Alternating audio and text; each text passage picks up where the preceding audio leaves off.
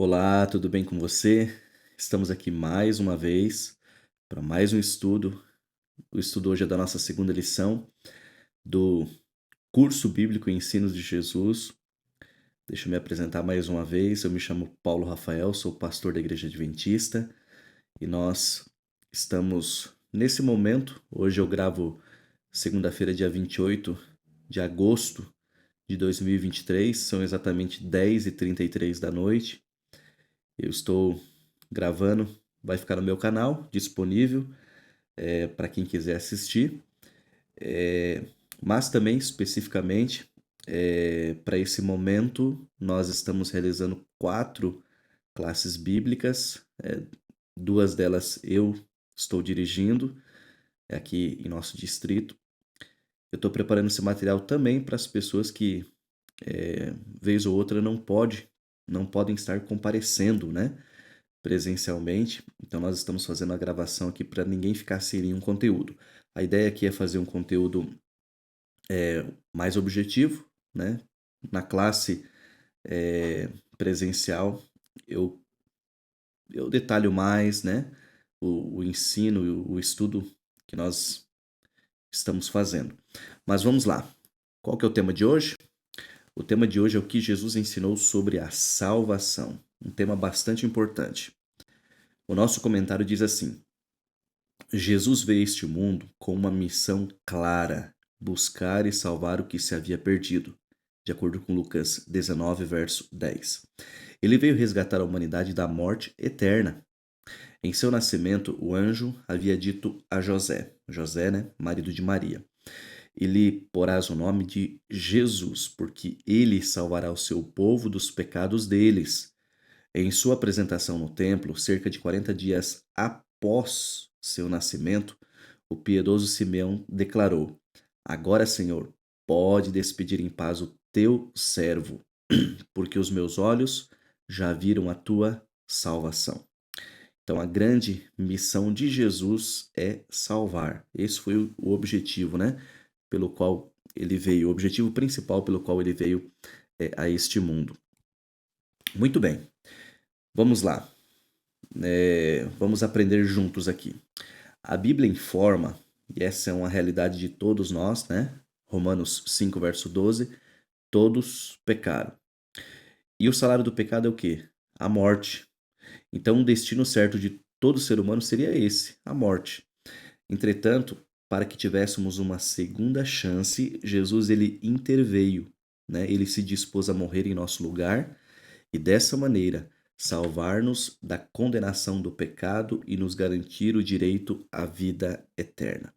Então essa, em resumo, é a missão de Jesus: nos salvar. Lançou sobre ele mesmo a nossa condenação, a morte. Levou os nossos pecados, foi morto numa cruz, ressuscitou como símbolo de confirmação, né?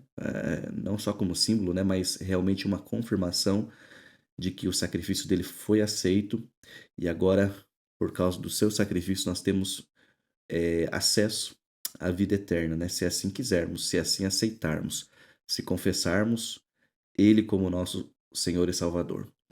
Vamos à pergunta de número 1. Tome nota, papel, caneta na mão, Bíblia, e vamos à pergunta de número 1. Bom, de acordo com a pergunta número 1, qual é a situação da natureza humana após o pecado? Nós, basicamente, nessa introdução, nós já falamos, né, qual é a condição do ser humano, mas vamos ler esses 3 textos. Iniciando por Gênesis 6, verso 5, diz assim: O Senhor viu que a maldade das pessoas havia se multiplicado na terra e que todo o desígnio do coração delas era continuamente mau. Aqui é uma citação, né, do dilúvio, quando Deus decide acabar com a humanidade. Então ele constrói uma arca e essa arca salva Noé e sua família, mas ela havia o convite para quem quisesse entrar. As outras pessoas não estiveram dentro da arca porque rejeitaram o convite. Muito semelhante com o que acontece, né, com a salvação. Deus oferece a todos. Ela está disponível a todos, sem exceção. Só que nem todos estarão salvos, nem todos se salvarão, justamente porque não aceitaram, não quiseram. O salmista, né, Davi, no Salmo 51, verso 5, olha que declaração ele faz. Eu nasci na iniquidade e em pecado me concebeu minha mãe. Então o salmista, ele é claro, dizendo que ele já nasceu em pecado. Essa é a condição dele, ou seja, de todos nós. A pergunta era, qual era a nossa condição, né, após o pecado? Então nós estamos aqui vendo, de acordo com esses textos, que a nossa condição é de pecadores. Mas tem aqui Mateus capítulo 15, verso 19, que diz: porque do coração procedem maus pensamentos, homicídios, adultérios, imoralidade sexual, furtos, falsos testemunhos, blasfêmias. Olha quanta coisa, né? Provém do nosso coração, que é mau, que é enganoso. Jesus ensinou que o coração humano é corrupto e está cheio de morte, adultério, prostituição, etc.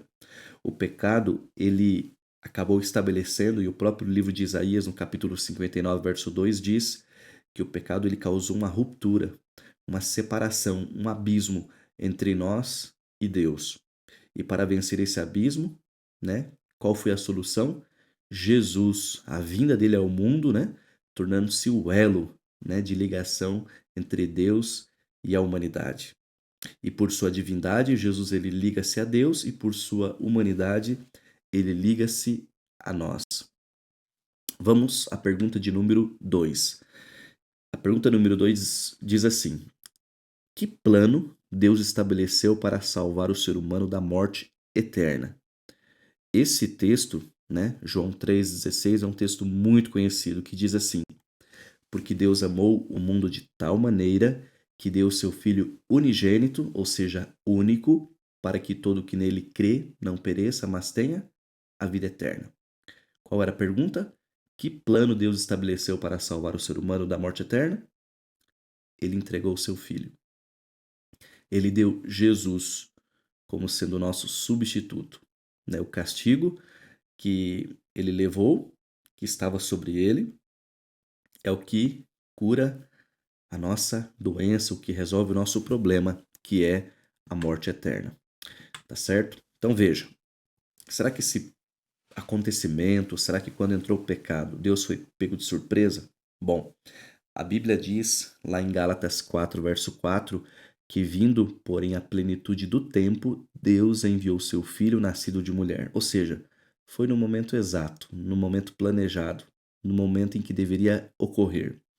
Jesus, ele veio assumir os pecados do ser humano e morrer em seu lugar. Bom, esse não foi um plano tardio, pois Deus não foi pego de surpresa pelo pecado, de forma alguma. Antes mesmo, a Bíblia fala, né? Aqui estão dois textos confirmando isso: 1 Pedro 1, versos 19 e 20 e Apocalipse 13, verso 8, né? Deus estabeleceu um plano antes mesmo que a humanidade fosse criada, antes mesmo da fundação do mundo, de acordo com os textos, né? Então, por isso que a Bíblia fala que o Cordeiro de Deus ele foi morto antes da fundação do mundo. Já estava certo que ele morreria. Bom, vamos à pergunta de número 3. Se você quiser pausar esse vídeo, ler com calma, refletir na pergunta, faça isso. A ideia aqui no vídeo é que seja um pouco mais objetivo, tá bom? Então, é por isso que a gente tá indo um pouquinho mais rápido para o vídeo não ficar muito longo. A pergunta número 3 diz: como Jesus definiu sua missão? Como que ele definiu a missão dele aqui na Terra? Olha que texto lindo, João 12, verso 47. Se alguém ouvir as minhas palavras e não as guardar, eu não julgo, porque eu não vim para julgar o mundo, e sim para salvá-lo. Eu preciso fazer um comentário breve aqui a respeito desse texto, que alguns usam de maneira errada, né, dizendo assim: não, mas Jesus ele não vai condenar ninguém. Olha o que diz o texto, ele não veio para julgar o mundo. Bom, a Bíblia coloca Jesus, né, na sua primeira vinda, 2000 anos atrás, na figura de um cordeiro. Ele veio para morrer, ele veio calado, né? E é sobre isso que o Jesus está se referindo. Só que na sua segunda vinda, e os sinais apontam que está perto dele voltar, ele vai vir na figura de um leão. de autoridade, né, para realmente trazer a condenação e a salvação. Eu gosto muito do texto de Mateus que diz que o lago de fogo, né, o lago ali da condenação, foi feito para Satanás e seus anjos. Não foi feito para os seres humanos. Mas por que alguns estarão lá? Porque escolheram. Ou porque não só escolheram estar lá, mas escolheram rejeitar a Jesus. Então, realmente, Cristo não veio na sua primeira vinda para julgar, né? Ele veio para salvar. E agora ele vai trazer o veredito, né, na sua próxima vinda à Terra. Bom, Jesus, ele veio a este mundo porque a humanidade precisava ser salva da morte eterna. Foi um ato de amor, né, de um amor maravilhoso, deixar as cortes celestiais, toda a glória, assumir a nossa frágil natureza, né, e morrer numa cruz, numa rude cruz. Bom, tudo que ele fez foi por amor. E eu acho essas próximas palavras muito fortes. Se isso não sensibilizar o nosso coração, o que mais sensibilizará? Realmente, se a cruz não é capaz de sensibilizar o nosso coração, nada mais será. Não tem um argumento maior do que esse. Jesus morrer por nós. E quando eu digo se a cruz não é capaz de sensibilizar o nosso coração, eu não estou colocando pouco poder nela. O problema não está nela, na mensagem da cruz. O problema está no coração duro do ser humano. Bom, vamos avançar. Pergunta de número 4. O que Jesus fez por nós na cruz? O que Jesus fez por nós? Vamos ver o que ele fez? Bom, tem dois textos que respondem essa pergunta. João 10, verso 15 e 1 Pedro 2, verso 24. Bom, quando eu digo que tem dois textos, não estou limitando a resposta estar em apenas dois textos da Bíblia. É claro que nós não poderíamos colocar todos os versos da Bíblia para cada pergunta, senão a gente ficaria aqui dias, né? Ou pelo menos horas fazendo esse estudo. Mas vamos lá. Assim como o Pai me conhece, e eu conheço o Pai, e dou a minha vida pelas ovelhas. Olha que texto lindo, né? João 10, verso 15. Assim como o Pai me conhece, e eu conheço o Pai, eu dou a minha vida pelas ovelhas. Qual que era a pergunta? O que Jesus fez por nós na cruz? Tá vendo em destaque a resposta? Ele deu a sua vida por nós. Nós somos as ovelhas do seu pastoreio. 1 Pedro 2,24 diz: carregando ele mesmo em seu corpo sobre o madeiro os nossos pecados, para que nós, mortos para os pecados, vivamos para a justiça. Pelas feridas dele, vocês foram sarados. Lindo texto também, né? Lindo texto. Aqui, Pedro, ele extrai as palavras de Isaías 53. Viu como que muitas citações do Novo Testamento são extraídas do Antigo Testamento? Vamos avançar? Bom, até mesmo a eternidade será insuficiente para agradecermos a Jesus o que ele fez por nós. Ele assumiu a nossa culpa, teve que morrer nossa morte. Impressiona ainda mais o fato de Jesus fazer isso sabendo que muitos não reconheceriam esse sacrifício. Quantas pessoas elas vivem hoje como se não houvesse a história da cruz. Você já parou para pensar nisso? Em Cristo, porém, temos uma profunda união com Deus. Por sua vida justa e morte substitutiva, nós somos justificados e aceitos pelo Pai. Quantas pessoas tiram sarro, zombam, fazem chacota, né, de um cristão, né, dele carregar uma Bíblia, dele ir a uma igreja. As pessoas elas estão afundadas no pecado e não têm essa visão espiritual, né? Esse reconhecimento de que nós devemos servir e buscar a Deus constantemente. Pergunta de número 5. O que Jesus ensinou sobre a alegria no céu quando um pecador é salvo? Lucas 15, versos 4 ao 7. Dentro de Lucas 15, nós encontramos três parábolas, né? A parábola da ovelha perdida, da dracma perdida, a moeda perdida, né? E também do filho pródigo. E aqui, né, começa falando sobre a ovelha perdida. Olha que texto lindo aqui que se encontra no Evangelho de Lucas, capítulo 15, versos 4 ao 7. Bom, qual de vocês é um homem que, possuindo 100 ovelhas e perdendo uma delas, não deixa no deserto as 99 e vai em busca da que se perdeu, até encontrá-la? E quando a encontra, põe-na sobre os ombros, cheio de alegria. Indo para casa, reúne os amigos, vizinhos, dizendo-lhes: Alegrem-se comigo, porque já achei a minha ovelha perdida. Digo a vocês que assim haverá mais alegria no céu por um pecador que se arrepende do que por 99 justos que não necessitam de arrependimento. Lindo esse texto, né? Muito lindo. Com Jesus a história sempre tem um final feliz. Mesmo sem fazer esforço, apenas balindo em desespero, a ovelha foi salva. Essa parábola ela nos ensina que Jesus é o pastor que sempre vem. Em nosso desespero, quando clamamos por socorro, ele virá ao nosso encontro. Curará nossas feridas, nos colocará nos ombros e nos levará em segurança para a sua casa. Outro ensino da parábola é que há festa no céu quando um filho ou filha volta ao lar. Essa alegria foi sentida por Jesus. O profeta Isaías declara: Antes de ler esse texto, bom, você já está vendo ele na tela, né? Certamente até já leu. Eu tinha uma dúvida com relação a esse texto, né?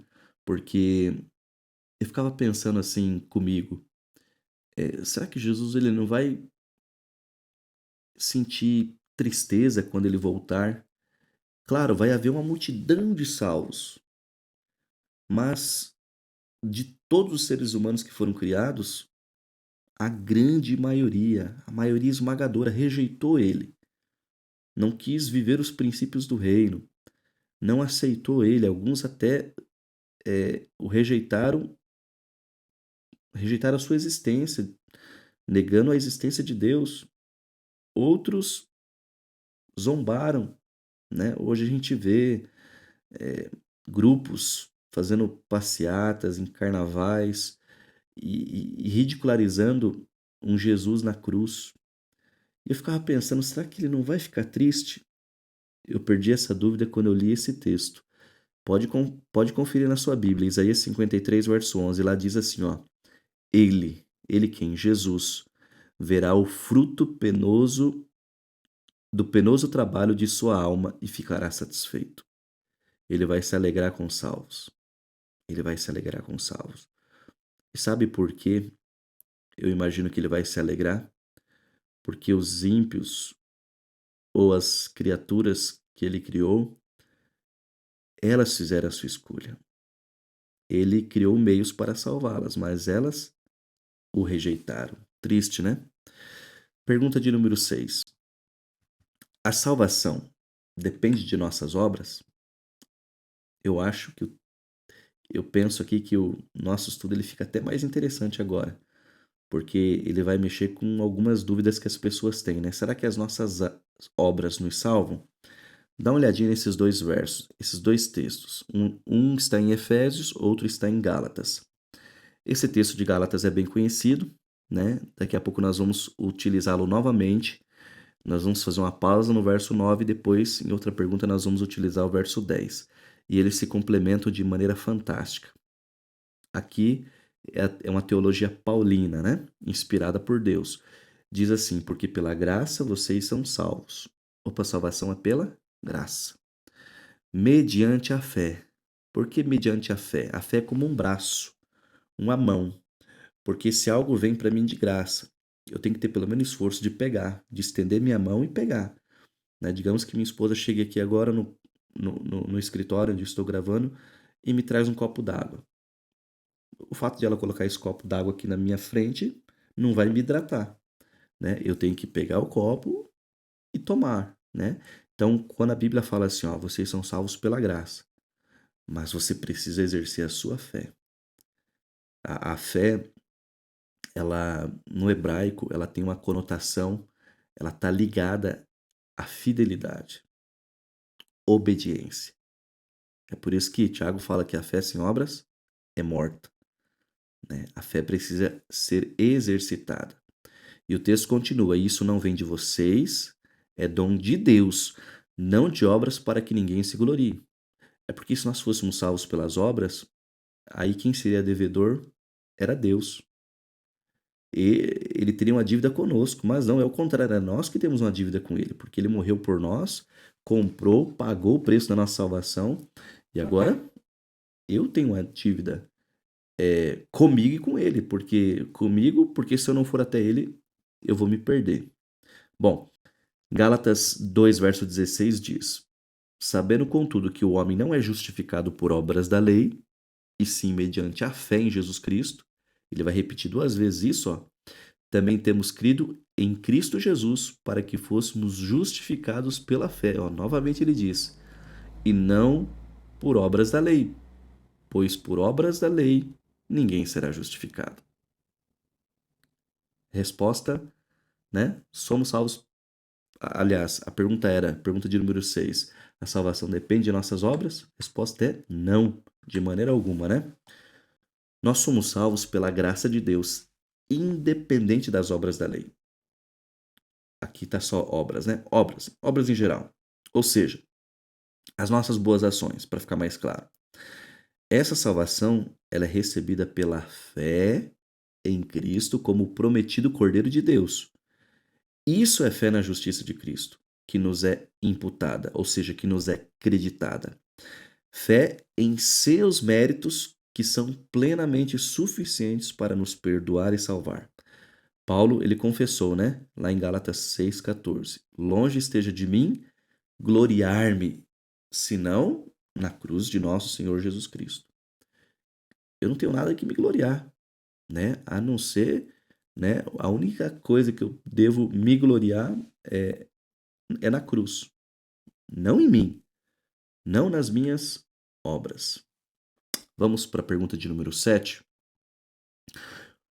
Como o ser humano pode alcançar a salvação? Opa! Bom, se eu não sou salvo pelas obras, pelas minhas boas ações, então como que eu posso ser salvo? Olha que lindo esses versos. O primeiro deles está em Atos 16:31, né? Que é quando aquele carcereiro, ele pergunta como eu posso ser salvo? E Paulo e Silas respondem: creia no Senhor Jesus e você será salvo, você e sua casa. 1 João 5, versos 11 e 12 diz: E o testemunho é este, que Deus nos deu a vida eterna, e esta vida está no seu Filho, está em Jesus. Quem tem o Filho, tem a vida, ou seja, quem tem Jesus tem a vida. Quem não tem o Filho de Deus, não tem a vida, é simples assim. Então, como que o ser humano pode alcançar a salvação? Crer. Crer em quem? Em Jesus, tá certo? Bom, a Bíblia, ela estabelece um claro contraste entre o verdadeiro e o falso caminho da salvação. Paulo declara: ora, ao que trabalha, o salário não é considerado um favor, e sim é uma dívida, né? O patrão, ele não paga o salário porque ele é bonzinho ou porque ele gosta de nós. Ele pode até gostar, mas é uma dívida que ele tem conosco. Nós trabalhamos 30 dias, no caso aqui no nosso Brasil, né? E depois de 30 dias, tem o dia certo que ele tem que nos pagar. Ou seja, é uma dívida. É por isso que a Bíblia diz que o salário do pecado é a morte. É o que nós merecemos. Por isso é salário. Porque nós merecemos a morte. Agora, presente não. Presente nós não merecemos.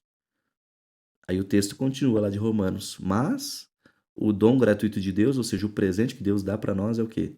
A salvação, a vida eterna.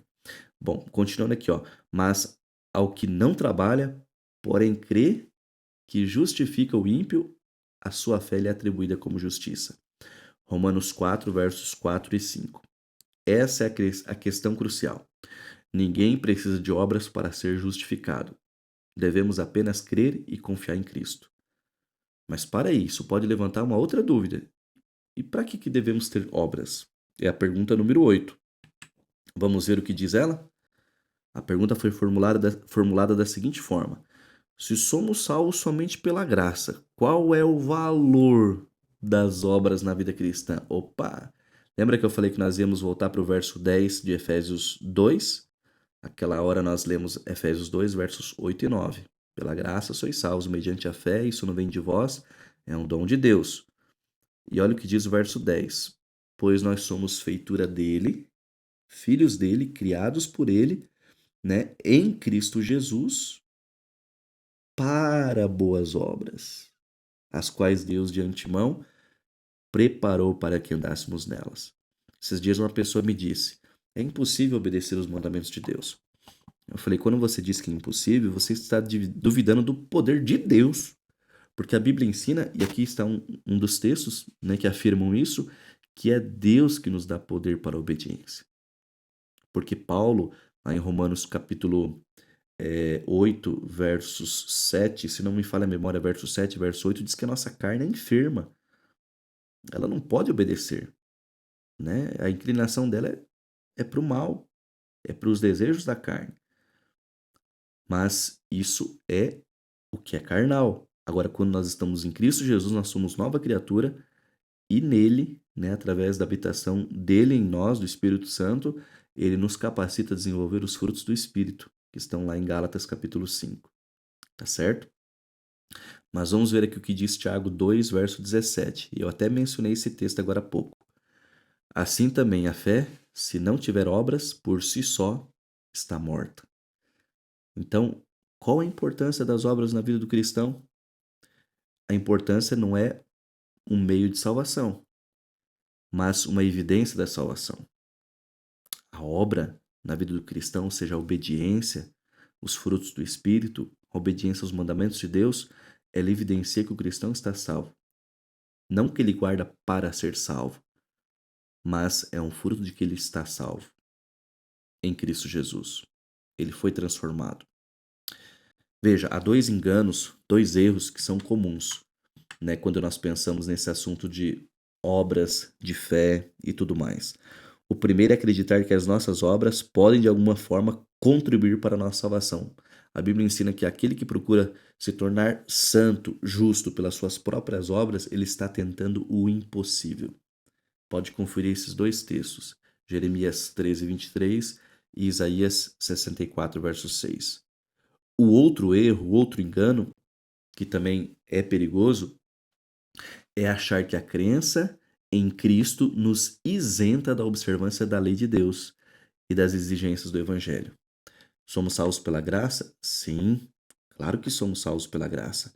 Mas os que não estiverem em Cristo serão julgados pelas obras. Dá uma olhadinha daqui a pouco na sua Bíblia aí, né? Se quiser pausar o vídeo, nesses textos de Mateus 12, 36, Mateus 16, 27, Apocalipse 20, verso 12. Quando Jesus voltar, né? Ele trará o galardão, a recompensa a cada um segundo as suas obras. Ou seja, as obras não salvam, mas as más obras condenam, ou a falta das boas obras. E quando eu digo falta das boas obras, estou me referindo à falta da obediência à lei de Deus, aos seus mandamentos que são eternos e refletem o seu caráter. Na cena do grande julgamento, isso aqui é fantástico, gente. Eu queria deixar esse vídeo no máximo em 25 minutos como o primeiro, mas não teve jeito. É um tema apaixonante, nós temos que gastar um tempinho a mais. Lá na cena do grande julgamento, né, em Mateus 25, Jesus ele deixou claro que os salvos praticam boas obras, ou seja, o resultado natural de ser salvo por Jesus é a prática de boas obras. Jesus deixou claro que quando estamos ligados a Ele, será impossível não dar fruto. Uma das evidências que nós estamos salvos em Jesus é justamente que nós estamos em Jesus, é justamente a prática das boas obras. E aqui eu não me refiro apenas a você doar uma cesta básica, ajudar um mendigo na rua, não. É você praticar a obediência a Deus. Não sejam apenas ouvintes, mas praticantes, é o que diz a Bíblia. O texto lá de Apocalipse 1, verso 3, diz: bem-aventurado aquele que lê, aquele que ouve e aqueles que guardam as coisas escritas no livro, na Bíblia. Então, aqui em Mateus 25, Jesus ele se dirige a dois grupos, né?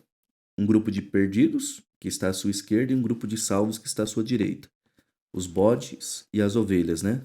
Ele também faz essa usa, né, essa figura de linguagem.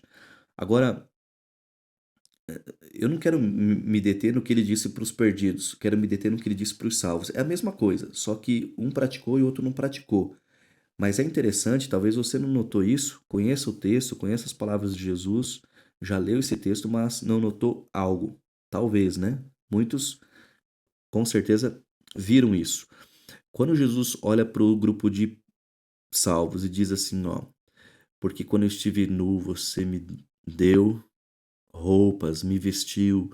Quando eu estive preso, vocês me visitaram. Quando eu estive com fome, vocês me alimentaram. Quando eu estive com sede, vocês me deram algo para beber. E aquele grupo, assim, eles são salvos. Mas eles vão falar assim, mas Senhor, como? Quando?